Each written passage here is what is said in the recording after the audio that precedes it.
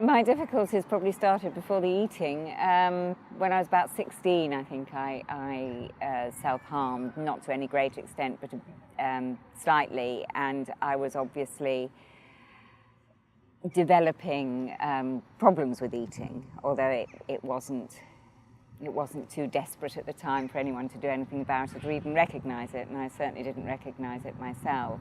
The real problems came when I was during my training, my nurse training, when I was 18-ish. It started, I went to a party and I had gastroenteritis afterwards, not severely, but I had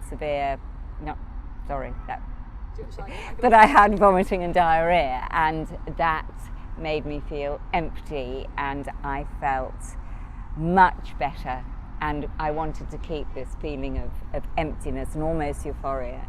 And the way I did that was to cut down what I ate. It became more severe as time went on. The more food I cut out initially, the better I felt.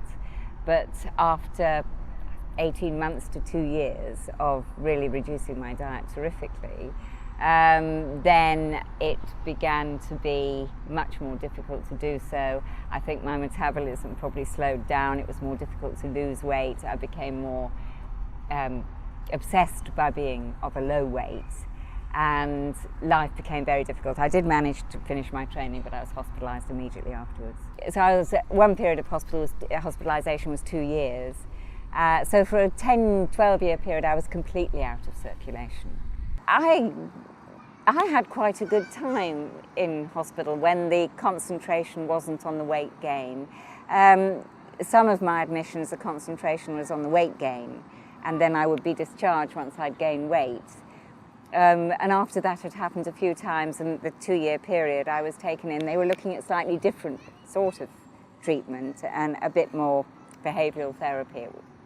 And yes, and so the emphasis was less on weight, although I had to eat a certain amount. And I had quite a pleasant time. I was thoroughly institutionalised by then. So it impacted to answer your question, total impact on my life. It removed me from life completely.